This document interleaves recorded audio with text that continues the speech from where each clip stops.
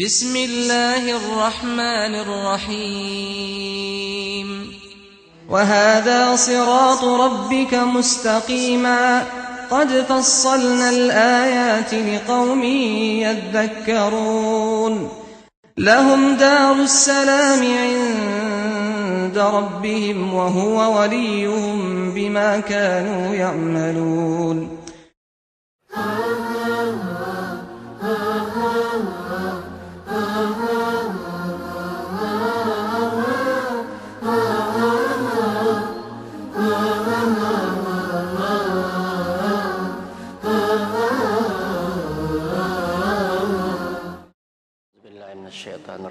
Bismillahirrahmanirrahim. Assalamualaikum warahmatullahi wabarakatuh. Alhamdulillahirabbil alamin. Wa bihi nasta'inu ala umurid dunya waddin. Wal 'aqibatu lil muttaqin wa la 'udwana illa 'alal zalimin. Allahumma shalli wa sallim ala sayyidina Muhammadin wa ala alihi wa ashabihi wa man tabi'ahu bi ihsanin ila yaumiddin. Kaum muslimin yang dimuliakan oleh Allah Subhanahu wa taala, tentu yang pertama kita membacakan tahmid baik secara lisan maupun di dalam hati masing-masing. Karena dengan kita membacakan hamdalah, membacakan tahmid, membaca alhamdulillahirabbil alamin, terasa bahwa karunia yang Allah berikan kepada kita itu menjadi lebih nikmat dan sangat tiada taraknya. Allah di dalam Al-Quran mempersilahkan kita untuk menghitung nikmat Allah. Wa in ta'uddu ni'matallahi la tuhsuha. Hitunglah nikmat yang aku berikan kepadamu, kata Allah. La tuhsuha, tidak akan terhitung. Oleh karena itu marilah kita bertekad, marilah kita berusaha untuk mudah-mudahan kita menjadi salah seorang hamba Allah yang pandai mensyukuri nikmat. Nabi kita Muhammad SAW pernah menyampaikan keinginan ini kepada istrinya Aisyah dalam sebuah percakapan. Yang dalam percakapan itu Nabi Muhammad menyampaikan kepada istrinya Aisyah, ya Aisyah, afala uhibbu an akuna 'abdan syakura. Nanti di akhirat saya akan senang sekali kalau mendapatkan predikat dari Allah sebagai 'abdan syakura, hamba yang pandai mensyukuri nikmat. Kenikmatan yang Allah berikan kepada kita pada subuh ini luar biasa. Kenikmatan kesehatan, kenikmatan kekuatan, kenikmatan hidayah yang dengan kesemuanya itu atas izin Allah kita dapat hadir di salah satu rumah Allah. Sesuai janji Rasulullah SAW, barang siapa yang datang ke salah satu rumah yang itu adalah rumah Allah, yakni masjid, maka sesungguhnya dia telah menjadi tamu Allah.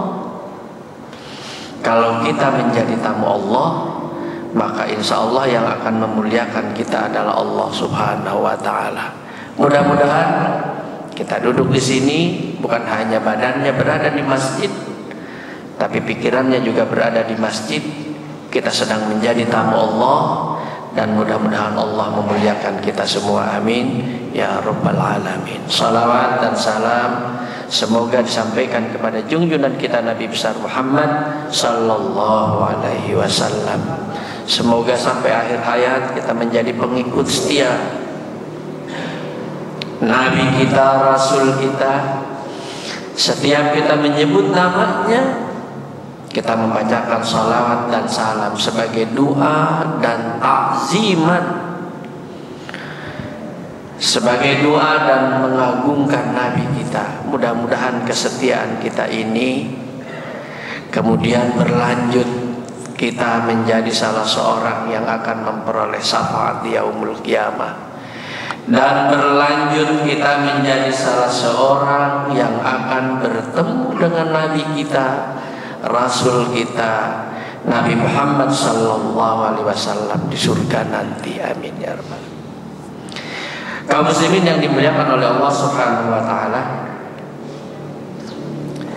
materi pagi ini materi yang cukup ringan, yang pastilah para jamaah sudah mengetahuinya, sudah mengamalkannya.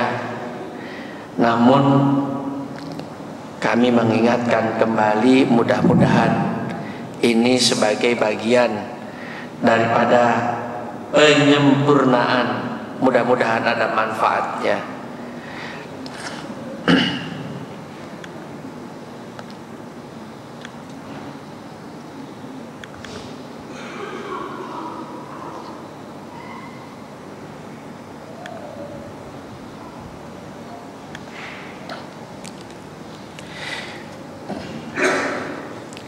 Para jamaah yang dimuliakan Allah, mungkin pernah mendengar sebuah nama, ya, yang nama ini kemudian menjadi tempat-tempat pelatihan orang-orang yang ingin sukses di dunia. Salah satunya yang pernah mengikuti pelatihan di sini Pak Dono, ya, John Robert Powers. Sekolahan di dunia, tapi di Indonesia ada. Bayarannya mahal, ya. Mau jam-jaman, mau mingguan, mau setiap bulan, ya. Apa yang diajarkan oleh John Robert Powers yang begitu terkenal? John Robert Powers dianggap sebagai bapak yang memulai sekolahan bagaimana orang berperilaku, bertindak, berkepribadian menarik.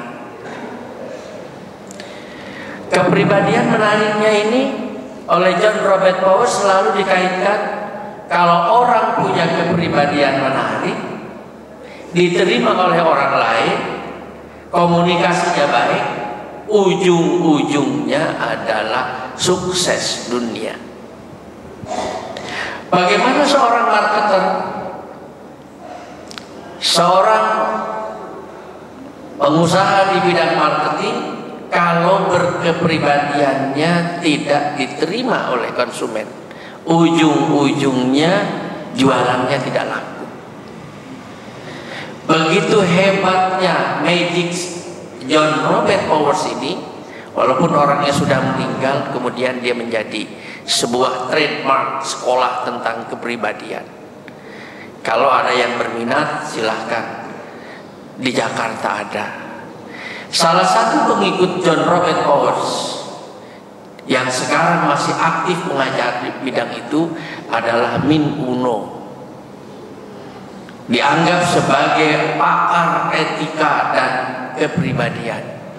Kebetulan saya pernah mengikuti ceramahnya Min Uno ini dalam sebuah training. Bapak dan Ibu yang dimuliakan oleh Allah, dengan bayaran mahal, ya. Apa yang diajarkan oleh Min Uno? Yang pertama diajarkan oleh Min Uno kepada orang sebanyak itu di sebuah hotel berbintang adalah bagaimana caranya tersenyum. Percaya atau tidak, kalau Bapak ikut ke sekolahannya Min Uno, maka sekolahan itu disebut sekolahan tersenyum.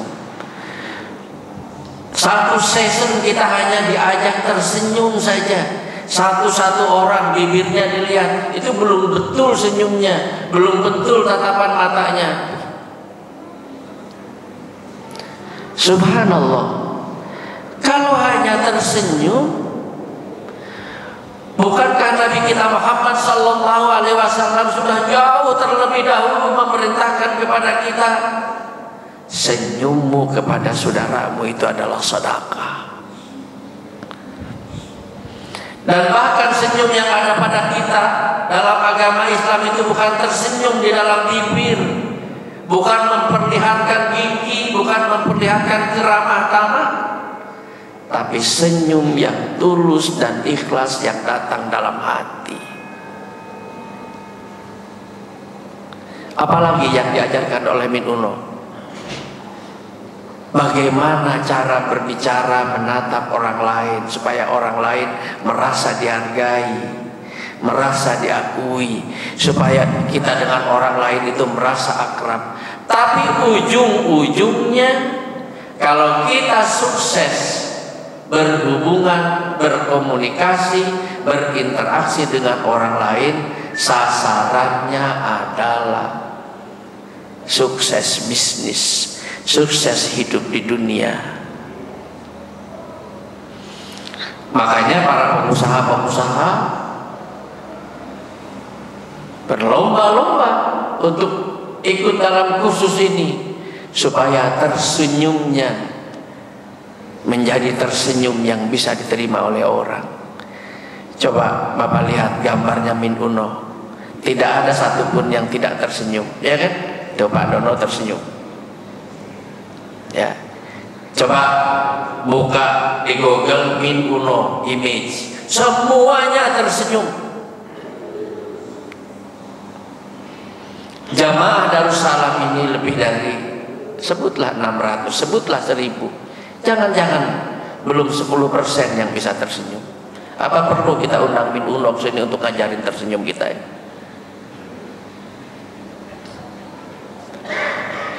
Para jamaah mungkin pernah mengenal nama ini, Dale Carnegie. Dale Carnegie ini lahirnya aja 1890 sekian, karena meninggalnya tahun 1955. Orang sudah lama Pak.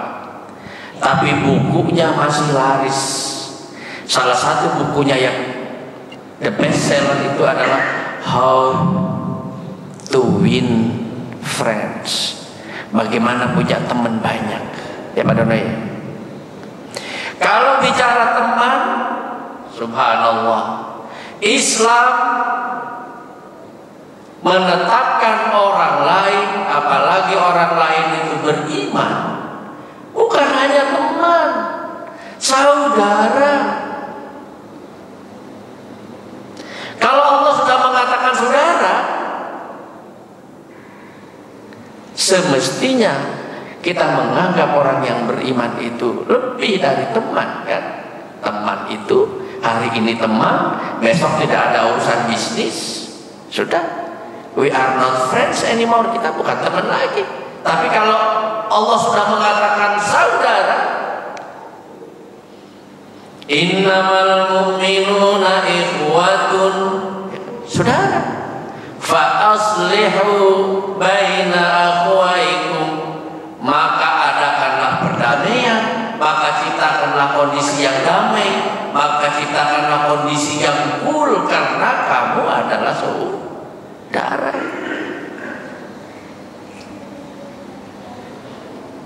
Dale Carnegie menulis buku How to Win Friends, bagaimana caranya mempunyai teman sebanyak-banyaknya. Ujung-ujungnya, kalau kamu punya teman banyak, ini adalah peluang, ini adalah network, ini adalah prospek. Ujung-ujungnya adalah sukses bisnis, sukses di dunia. Kalau kita punya usaha apa saja, kalau ingin sukses, memang harus punya teman yang banyak dan teman yang baik. Kaum muslimin yang dimuliakan oleh Allah Subhanahu wa taala, oleh karena itu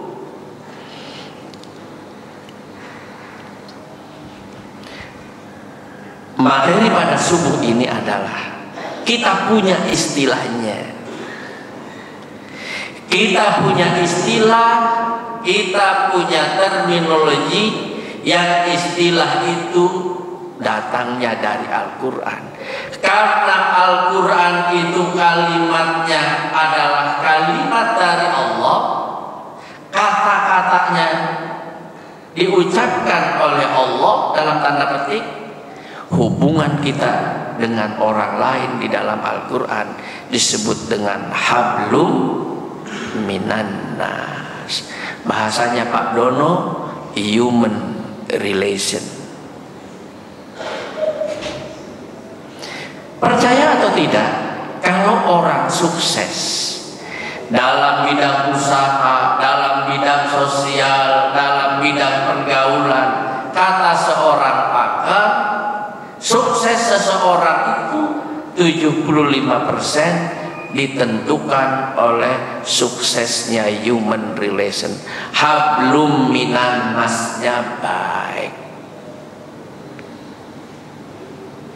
Yang ingin kami sampaikan di sini adalah, kalau hubungan kita dengan sesama manusia baik, dampaknya akan memberikan kepada kita kebaikan, dampaknya akan memberikan kebaikan kepada kita. Ada sukses usaha, ada sukses dunia, ada kebahagiaan dunia. Di dalam Islam masih ditambahkan, hubungan baik kita dengan manusia itu Allah ridho, karena Allah memerintahkannya. Jadi kita baik dengan orang, baik dengan semua orang banyak, kita memperoleh manfaat kebaikan, kita memperoleh kenikmatan, kita memperoleh kebaikan, kita memperoleh kebahagiaan dunia. Allah ridho. Karena Allah ridho, insya Allah Allah akan memberikan kebaikannya di akhirat.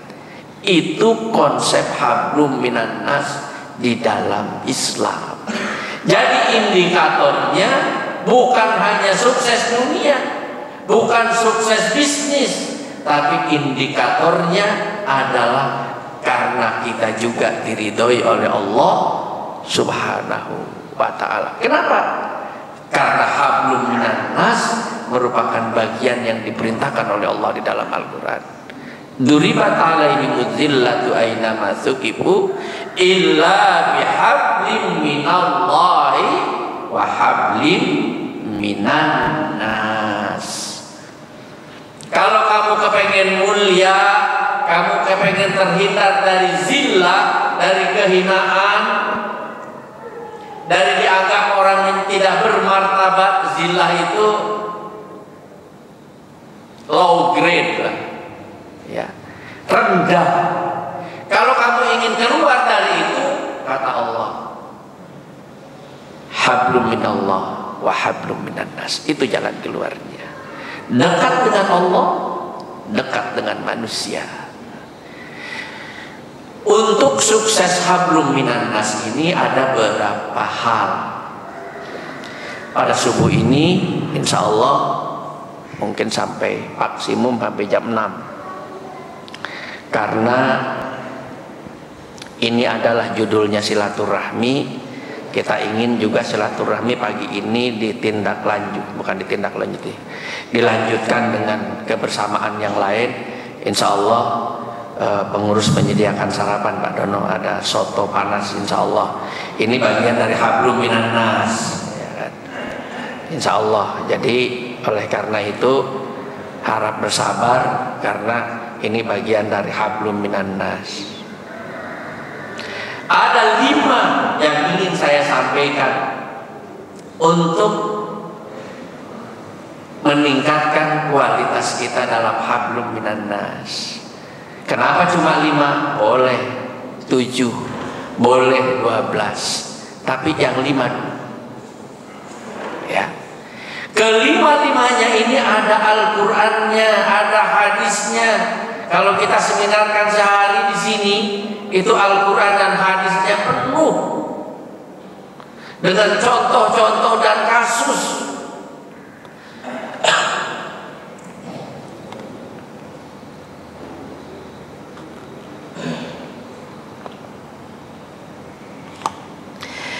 Yang pertama adalah kita bergaul, kita berinteraksi dengan orang lain, kita bersama dengan orang lain, yang pertama kita harus saling memahami.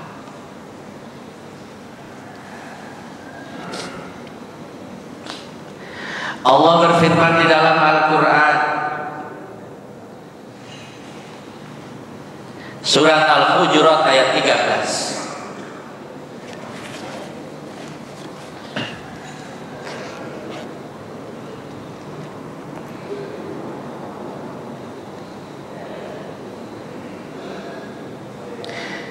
Ya ayyuhan nasu inna khalaqnakum min zakarin wa untha wa ja'alnakum syu'uban wa qabaila lita'arafu inna akramakum indallahi atqakum innallaha alimun khabir.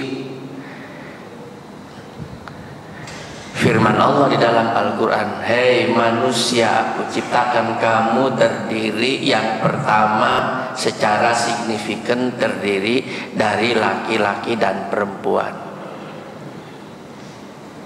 Pastilah berbeda, karena perbedaan itu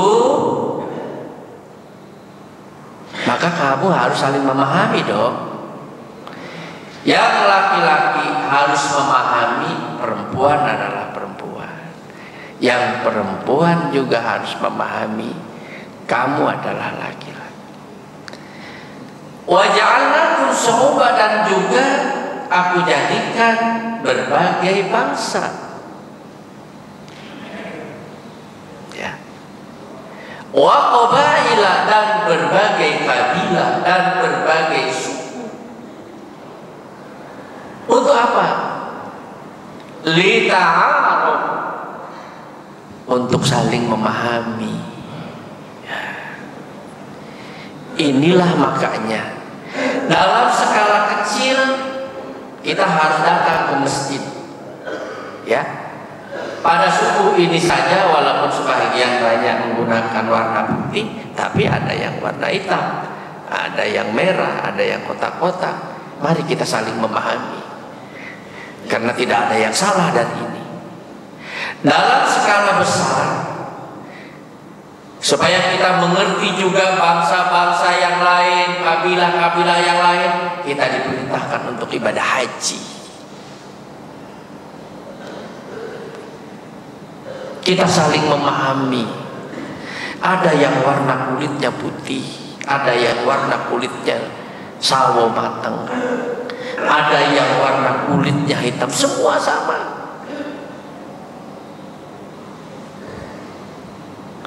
Yang mulia di hadapan Allah bukanlah bangsanya, bukanlah kulitnya, bukanlah sukunya, tapi inna akramakum indallahi atqakum.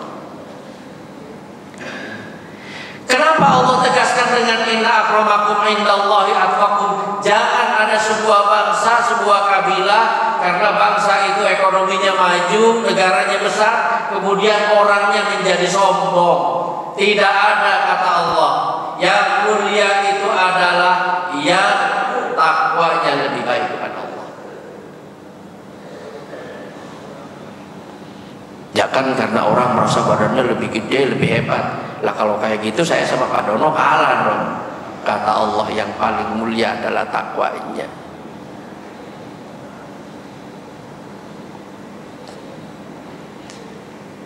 Kadang-kadang ada sebuah suku ini dan suku itu merasa suku ini karena jumlahnya banyak, merasa lebih hebat. Tidak ada.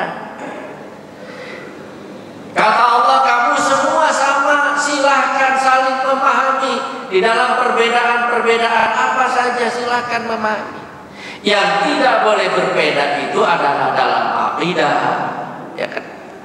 Yang tidak berbeda itu ada dalam hal-hal yang sangat prinsip, soal warna baju, apalagi model, bapak-bapak yang sudah pernah ibadah haji dan umroh, model baju dan segala macam semua, ya kan? Menurut kita orang ke masjid kok pakai baju bunga-bunga warna hijau, merah, kuning, dan baju begitu itu lazimnya dipakai oleh wanita, di sana dipakai laki-laki. Tidak usah dicela, karena memang dia budayanya seperti itu. Kemuliaannya bukan karena pakaian. Nabi kita Muhammad sallallahu alaihi wasallam di dalam hadis, innallaha la yanzuru ila ajsamikum wala ila suwarikum walakin yanzuru ila qulubikum.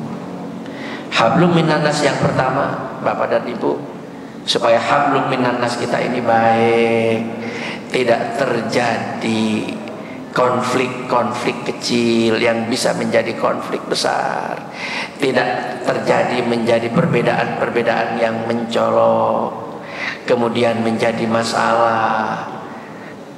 Maka marilah yang pertama kita saling mengerti, saling memahami dengan siapa kita sedang berinteraksi. Kalau kita sedang berinteraksi dengan pembantu, maka pahami pendidikannya, latar belakangnya, kebiasaannya. Gunakanlah bahasa-bahasa yang memungkinkan dipahami oleh dia.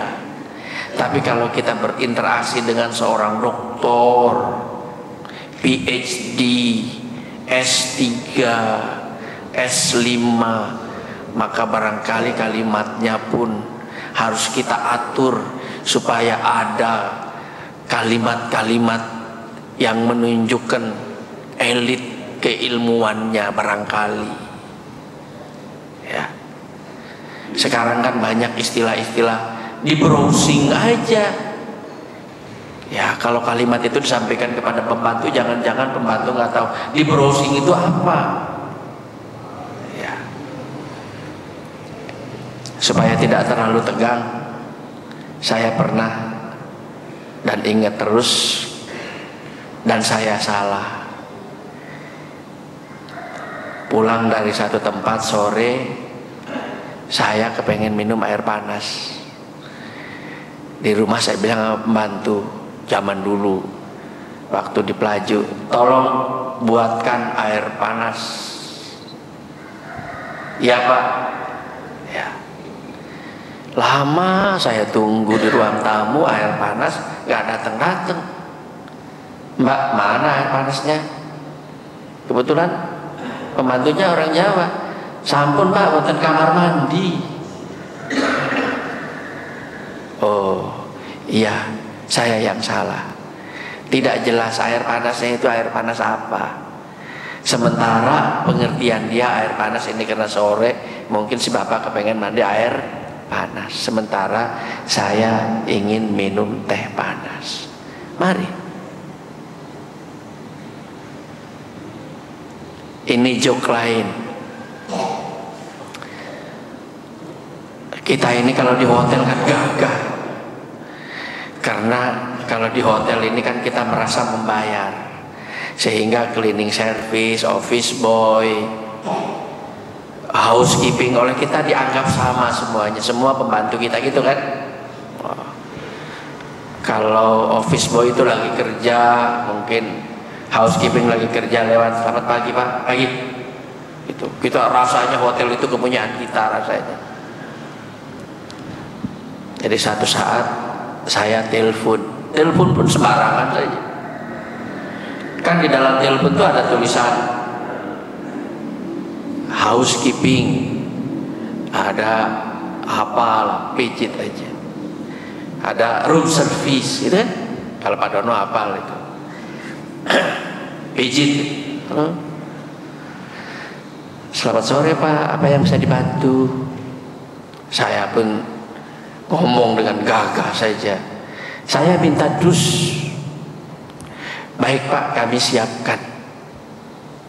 Karena besoknya saya mau check out, ada barang-barang yang harus dimasukkan ke dalam dus. Lama dus nggak datang-datang. Tapi selama dia tidak datang itu saya berpikir ini jangan-jangan salah ini. Ada sesuatu yang tidak beres. Pertama yang saya pijit adalah room service. Kedua jangan-jangan ada dus yang lain. Apa yang ada dalam pikiran bapak-bapak? Seandainya bapak menerima telepon itu. Tok. Room service. Begitu saya buka pintu dia membawa nampan, isinya roti bakar. Karena telinga room service sudah terbiasa, toast itu adalah roti bakar. Saya untuk menjaga gengsi saya, oh iya silakan situ. Saya memang lagi kepengen makan roti bakar ini dek, bilang gitu. Padahal saya salah. Saya lama merenung. Ini memang jadi orang tidak boleh sombong. Kemana saya minta dus? Saya pelajari yang biasanya punya dus itu housekeeping. Di gudang apa gitu kan. Saya coba setelah orang itu pergi, saya tanda tangan di bilnya, saya pijit housekeeping. Selamat sore housekeeping. Sekarang pun saya bahasanya lebih mulai enak. Selamat sore dek, bisa dibantu enggak? Apa pak? Barangkali ada kardus bekas aqua, bekas ini. Saya ada barang-barang yang mau saya masukkan di situ. Oh beres mas, siap-siap ada pak. 5 menit datang benar bawa kardus. Kenapa? Kita kurang bisa memahami orang lain. Orang yang tidak bisa memahami orang lain, orang yang merasa gagah sendiri. Kita lanjutkan, nanti tidak selesai. Yang kedua, hablum minan nas itu bukan hanya sekedar slogan, tapi harus diwujudkan dalam sebuah bentuk nyata, saling tolong. Mana ada orang yang tidak pernah ditolong oleh orang lain? Pasti pernah ditolong oleh orang lain. Kita lahir saja, walaupun dilahirkan dari rahim ibu kita, tapi pasti ditolong oleh orang lain. Ada bidan, ada perawat, ada dokter di sana. Kenapa kita menjadi orang-orang yang merasa hebat? Bapak mungkin direktur sekarang, bapak mungkin punya perusahaan banyak, bapak mungkin punya duit banyak, bapak mungkin pejabat, whatever. Tapi Allah mengingatkan, wallahu akhrajakum min butuni ummahatikum la ta'lamuna syai'a wa ja'ala lakum as-sam'a wal absara wal afidah la'allakum tashkurun. Kata Allah, kamu dulu lahir dari rahim ibumu tidak punya apa-apa dan tidak mengetahui apa-apa. Berapa tahun ditolong orang, disuapin, diminumin, ya kan? Sekarang kalau bayi sekarang dipasangin pampers, dimandikan, ditolong oleh orang. Kalau orang-orang dulu itu tidak mau menolong kita, biar nasi halas dikerubung semut. Jadi janganlah orang itu kalau sekarang menjadi sesuatu kemudian sombong. Tidak ada. Kita bisa begini itu karena ditolong oleh orang. Maka hablum minan nas di dalam Islam harus diwujudkan dalam tolong menolong. Dan Allah perintahkan di dalam Al-Quran, di antaranya begitu banyak kita diperintahkan untuk menolong orang lain. Yang paling mudah, wa ta'awanu 'alal birri wat taqwa wa la ta'awanu 'alal ismi wal 'udwan wattaqullah innallaha sadidul iqab. Bertolong menolonglah kamu, saling tolong menolonglah kamu dalam kebaikan. Karena kita menyadari kita ini ditolong oleh orang, maka kita harus memberi pertolongan kepada orang lain. Pertolongan kepada takwa. Ya.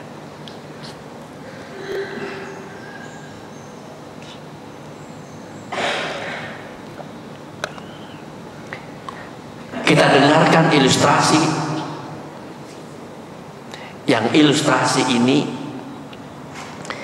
saya selalu teringat karena ilustrasi ini disampaikan oleh Rasulullah Sallallahu Alaihi Wasallam. Ini bukan ilustrasi sebenarnya, tapi sesuatu yang sangat menyentuh, dari menolong orang yang pertolongan itu sesungguhnya sangat kecil, tapi Allah memperlihatkan pahala dan kebaikannya luar biasa. Kan kata Rasulullah,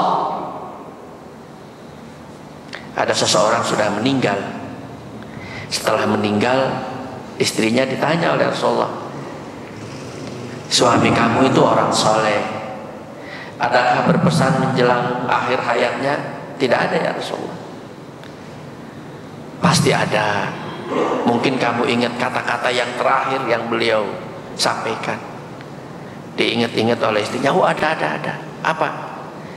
Yang pertama katanya, sayang hanya sebentar. Yang kedua, sayang hanya separuh. Yang ketiga, sayang kok yang lama. Kata Rasulullah dengan didampingi para sahabat di situ, kamu tahu maksudnya? Tidak ya Rasulullah. Kemudian dijelaskan oleh Rasulullah, suamimu itu suami yang soleh, suami yang banyak beribadah, sholat malam, berpuasa. Kesolehannya itu diantaranya adalah dari 3 hal ini. Pada waktu suamimu sedang berjalan ke arah timur, itu kira-kira, tiba-tiba bertemu dengan orang buta. Kemudian seorang buta itu ditegur oleh suamimu, Bapak mau kemana? Assalamualaikum. Bapak mau kemana? Saya mau ke masjid. Waduh, masjid itu arahnya ke barat Bapak, sementara saya mau ke timur. Begitulah kira-kira. Begitu tulus dan ikhlasnya suamimu itu menolong orang ini, walaupun dia mau berjalan ke arah timur, dia sempatkan dulu menuntun orang itu dan membawanya ke masjid. Begitu sampai di masjid, dia sampaikan kepada yang buta itu, Bapak ini masjid, silahkan ya, kalau mau sholat, mau apa, saya tinggalkan karena saya ada keperluan. Kaum muslimin yang dimuliakan oleh Allah Subhanahu wa taala, pada waktu suamimu sakaratul maut, yang diperlihatkan oleh Allah pahala dan kebaikan suamimu menolong orang buta itu. Kemudian suamimu merasa menyesal, waihaka ya Allah, kenapa mengantar orang buta itu hanya sebentar? Seandainya menolongnya lama, tentu pahalanya akan lebih lama lagi. Ini hadisnya sahih, cuma cara menyampaikannya aja barangkali. Yang kedua, pada waktu suamimu mau memulai makan, makanan di sana kan terbiasa itu roti lah, kemudian ada orang mengetuk pintu. Assalamualaikum. Waalaikumsalam. Assalamualaikum. Kata suami, waalaikumsalam. Kemudian dibukakan pintu. Datang orang kurus, kering, compang-camping, tidak rapi, tidak gagah seperti bapak-bapak, kelihatan pucat. Iya Pak, silakan. Apa yang saya bisa bantu? Kemudian orang itu mengatakan, Pak, saya sudah 2 hari tidak makan.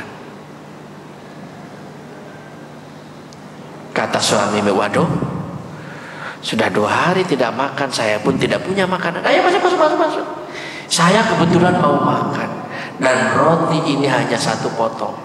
Jangan bayangkan 1 potong rotinya roti tawar saat gede gini dibagi 2, jangan. Bayangkan rotinya orang Arab itu saat bundar piring kecil itu. Mari kita bagi 2. Saya kebetulan juga mau makan. Berbagilah kemudian suamimu dengan tamu itu. Tamu yang tidak dikenal, tamu yang mengatakan lapar sudah 2 hari. Kaum muslimin yang dimuliakan oleh Allah, kata Rasulullah pada saat suamimu sakarat, kembali menemui Allah, yang kelihatan itu adalah pahala menolong orang itu. Kemudian suamimu merasa menyesal, kenapa enggak diberikan semuanya? Seandainya diberikan semuanya, tentu pahalanya lebih besar lagi.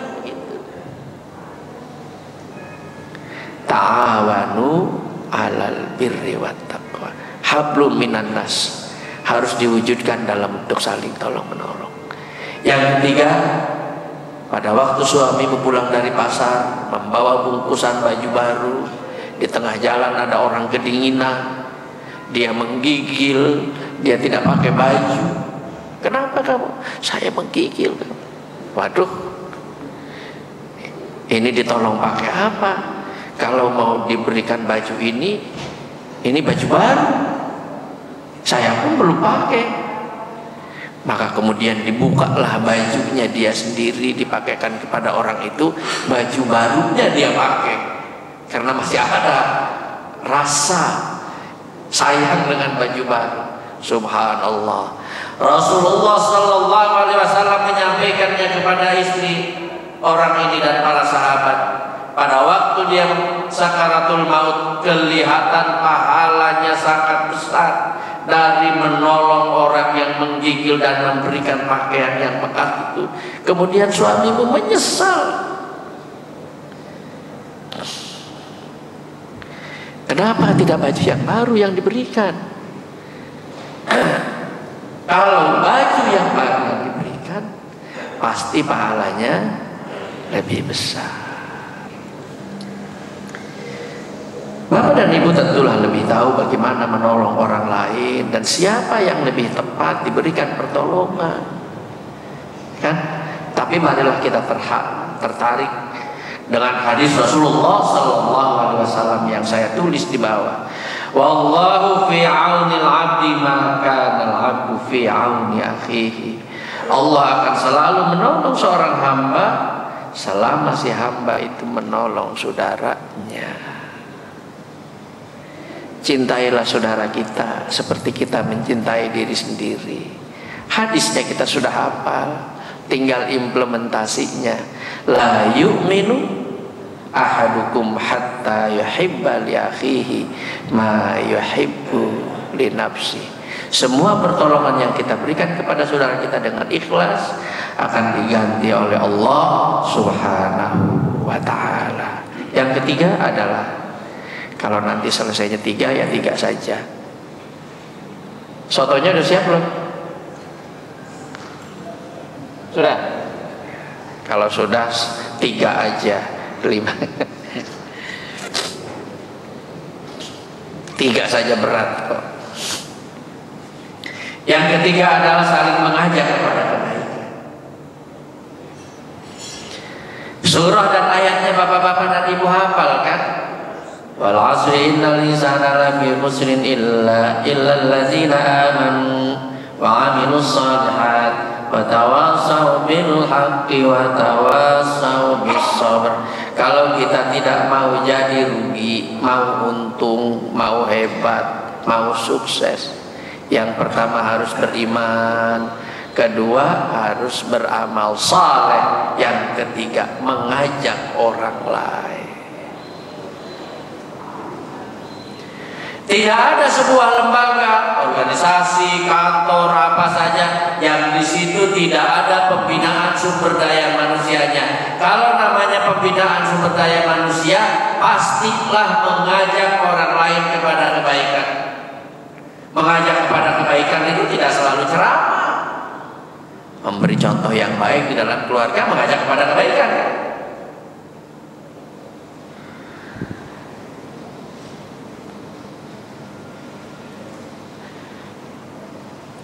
Kenapa kita harus mengajak orang lain kepada kebaikan?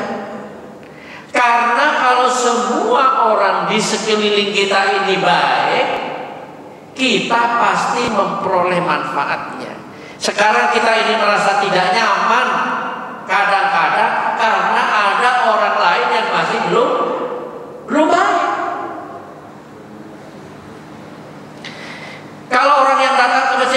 yang baik.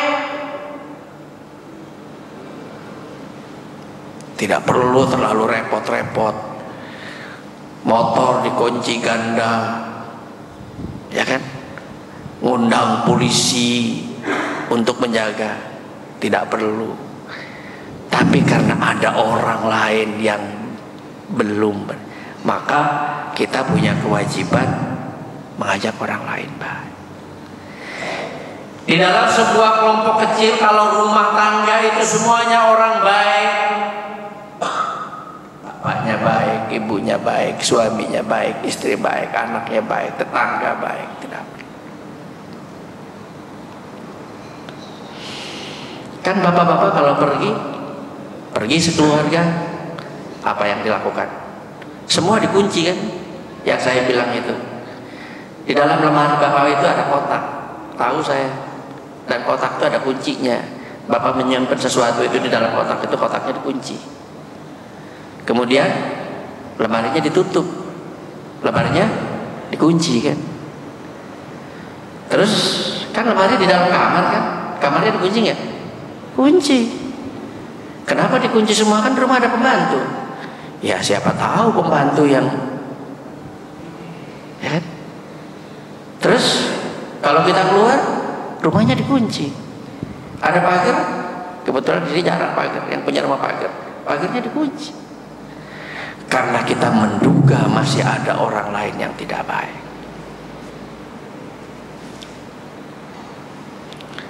Dua minggu yang lalu saya alhamdulillah bisa umroh. Saya bukan menceritakan bagaimana umrohnya, tapi di depan masjid itu ada sebuah billboard besar yang hadisnya ganti-ganti, pendek-pendek, kadang-kadang doa. Ada doa yang pada waktu haji beberapa bulan yang lalu saya lihat doa itu. Kok kemarin umroh doa itu masih ada. Doanya Rabbi zidni ilman wa alhiqni bis salihin. Kalau kita renungkan luar biasa. Ya Allah, tambahkanlah saya ilmu dan pertemukanlah dengan orang-orang soleh. Maksudnya kalau kita berteman itu, teman kita itu orang soleh. Orang di rumah soleh, istri soleh, suami soleh, anak soleh, pembantu soleh, supir soleh. Itu adalah sebuah kebahagiaan, sebuah kenikmatan yang luar biasa. Tidak ada lagi pikiran-pikiran negatif. Semua orang soleh.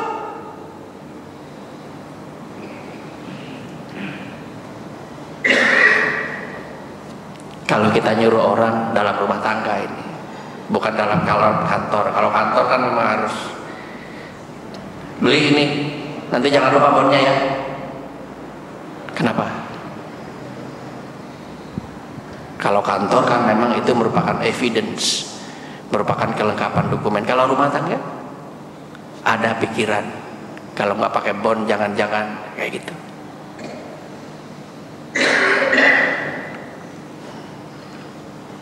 Itulah kemarin saya sampaikan di teman-teman.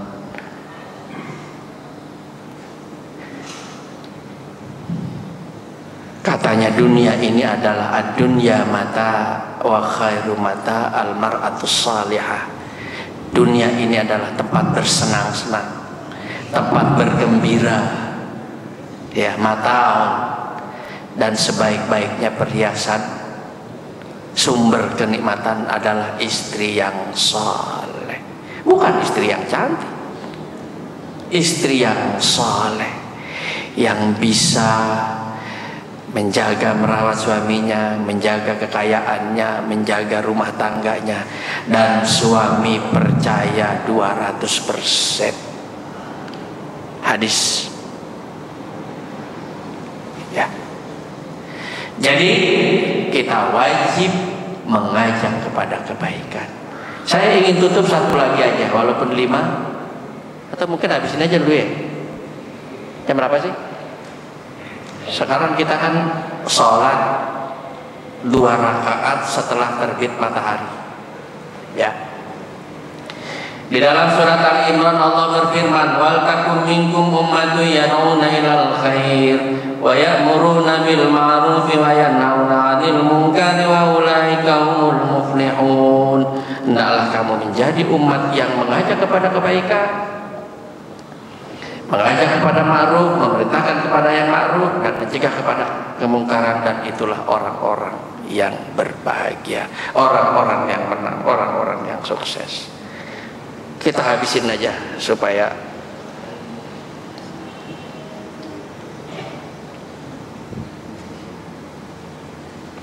yang keempat adalah saling memaafkan.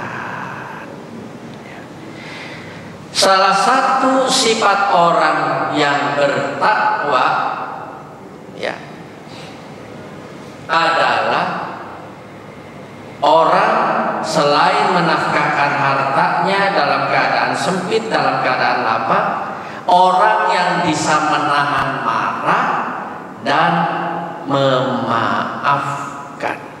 Wal kadhiminal ghaiz wal 'afina 'anin nas. Memaafkan.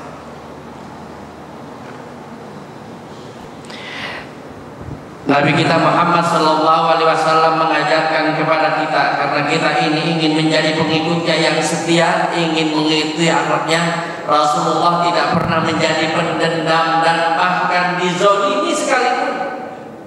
Kan pernah Rasulullah sedang sholat, kemudian dilempari kotoran unta, dihina. Kalau sekarang ada orang sholat di sini dilempari kotoran apa saja, itu pasti menjadi sebuah sara, kan? Malaikat Jibril datang, "Ya Muhammad, tinggal kau perintahkan orang yang tadi itu kau mau apa akan aku lakukan. Aku ambil batu yang paling besar, aku timpakan kepada orang itu." Nabi Muhammad sallallahu alaihi wasallam panutan kita mengatakan, "La, tidak." Kita doakan dia, "Allahumma ighfir qaumi fa innahum qaumun la ya'lamun." Kita doakan dia berbuat begitu karena dia tidak tahu. Mari kita maafkan. Jangan menjadi orang pendendam, jangan menyisakan kebencian di dalam hati, karena itu akan menggerogoti kebahagiaan.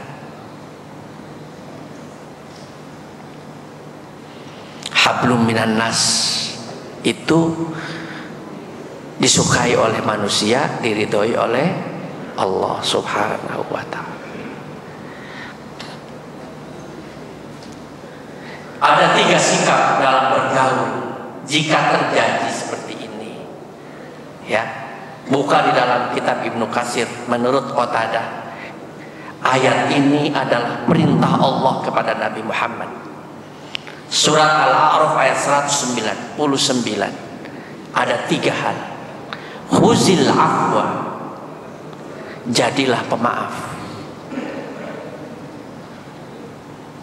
Kalau orang itu melakukan kesalahan dan kamu tahu dia salah dan kamu bisa mengarahkannya untuk menjadi supaya benar, wa'mur bil ma'ruf, suruh nasihati supaya menjadi benar.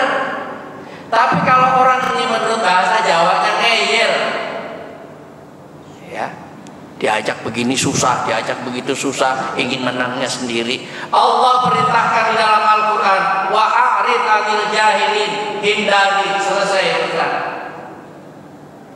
Firman Allah di dalam surat Al-A'raf. Ya, tapi kita harus hati-hati mengkategorikan orang jahil itu seperti apa. Kalau kamu merasa bergaul dengan dia tidak ada gunanya dan lebih banyak maksadatnya, wa'arid 'anil jahilin, jangan pedulikan orang-orang bodoh. Yang harus kita diskusikan itu sampai seberapa kita menetapkan, oh ini orang memang harus kita tinggalkan. Tapi sebelum ditinggalkan, nasihati dulu kepada jalan yang baik. Surat Al-A'raf ayat 199. Nabi kita Muhammad sallallahu alaihi wasallam dalam sebuah hadis, kita bahkan diperintahkan silman qata'aka, bersilaturahmilah dengan orang yang orang itu sesungguhnya sudah memutuskan silaturahmi. Orang itu memutuskan silaturahmi, kita tetap silaturahmi aja. baik. Wa'ti man harmaka, berilah orang yang orang itu walaupun pernah menolak kita, pada waktu dia membutuhkan pertolongan kita bantu, nggak apa-apa. Kita berjiwa besar saja karena kita membantu dia itu menginginkan keridhaan Allah. Yang terakhir, wa'fu amman zalamaka, maafkanlah orang yang telah menzalimi kamu. Saling yang terakhir, kita percepat, saling mendoakan, dan ini sudah kita lakukan. Tadi Bapak dan Ibu sholat subuh, yang terakhir dibaca apa? Assalamualaikum. Ke kanan, assalamualaikum, saling mendoakan. Kalau Bapak dan Ibu tidak membaca salam, sholatnya tidak sah. Karena membaca salam itu adalah doa, dan membaca salam di dalam sholat dan di luar sholat adalah mendoakan orang lain. Ya, yang tahu sedikit bahasa Arab dalam assalamualaikum itu ada nggak doa untuk diri sendiri? Tidak ada. Semua untuk orang lain. Assalamualaikum, keselamatan untuk kamu semua. Makanya ada seorang ulama, yang beberapa kiai yang suka membuat kalimat sendiri, assalamualaikum wa alaikum. Itu silakan aja, tapi kurang lazim. Dia mendoakan dirinya sendiri baru orang, ada kan? Assalamualaikum. Tapi dalam sholat jangan, batal sholatnya karena bacaannya tidak sesuai. Sholat jenazah itu apa? Sholat jenazah itu kan mendoakan orang lain. Kita mendoakan orang lain, tapi Allah memberikan rahmat kepada kita. Maka perintahnya di Masjidil Haram itu, kalau ada sholat jenazah, beberapa kalimat yang saya tangkap, sholatul jenazah yarhamukumullah. Ini ada sholat jenazah, kamu sholat jenazah, nanti Allah memberikan rahmat kepada kamu. Jadi kita mendoakan orang lain, tapi Allah memberikan rahmat kepada kita.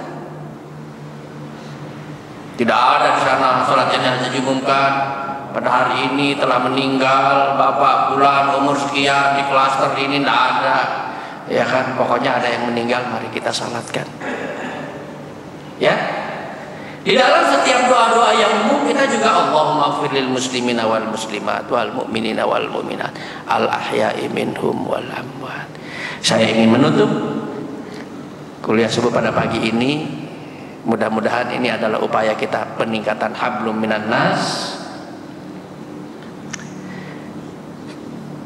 Sabda Rasulullah Sallallahu Alaihi Wasallam, barang siapa yang mendoakan saudaranya, maka dia akan diampuni oleh malaikat, dan pada saat yang sama malaikat mendoakan orang itu. Mudah-mudahan majelis kita sampai jam 6 ini memberikan kekuatan dan hidayah kepada kita Subhanahu wa ta'ala, memberikan kepada kita dari Allah Subhanahu wa ta'ala. Selain kita diberi kekuatan untuk hablum minallah, juga diberi kekuatan untuk hablum minan nas. Karena hablum minan nas ini membuat kita bahagia, tenang, tentram di dunia, tapi Allah ridho kepada kita. Mudah-mudahan ada manfaatnya. Mari kita tutup dengan membaca Fatihah. Setelah itu doa, kemudian ya, ini kan simbol yang baik. Marilah kita bersalam-salaman di sini. Ini bukan mau puasa, tapi kita silaturahmi aja, ya kan, bahwa kita ini mungkin ada salah. Saya dengan Pak Darsono, dengan Pak Juanda, ya kita salaman, tidak apa-apa. Habis itu mungkin ada yang mau salat sunnah 2 rakaat, dan setelah itu kita sarapan bersama. Al-Fatihah. A'udzubillahi minasyaitonirrajim. Bismillahirrahmanirrahim. Alhamdulillahirabbil alamin. Ar-Rahmanir-Rahim. Maliki yaumiddin. Iyyaka na'budu wa iyyaka nasta'in. Shiratal mustaqim. Shiratal ladzina an'amta 'alaihim ghairil maghdubi 'alaihim waladdallin. Allahumma shalli 'ala sayyidina Muhammadin wa 'ala alihi wa sahbihi ajma'in. Allahumma ighfir lil muslimina wal muslimat wal mu'minina wal mu'minat al ahya'i minhum wal amwat. Innaka sami'un qaribun mujibud da'wat ya qadiyal hajat.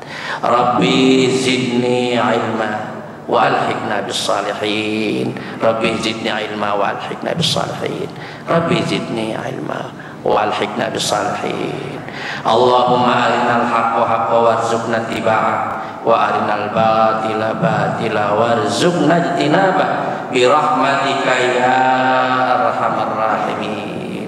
Ya Allah, berkahilah majelis ini, berikanlah hidayah dalam majelis ini, jadikanlah kami orang-orang yang saleh ya Allah. Kumpulkanlah kami dengan para nabiyyin was-siddiqin wasyuhada wassalihin di surgamu nanti ya Allah. Rabbana atina fid dunya hasanah wa fil akhirati hasanah wa qina adzabannar walhamdulillahi rabbil alamin. Kita tutup dengan doa kafaratul majlis. Subhanakallahumma wa bihamdik asyhadu an la ilaha illa anta astaghfiruka wa atubu ilaik. Wassalamualaikum warahmatullahi ala Muhammad sallallahu alaihi wasallam. Sallallahu ala Muhammad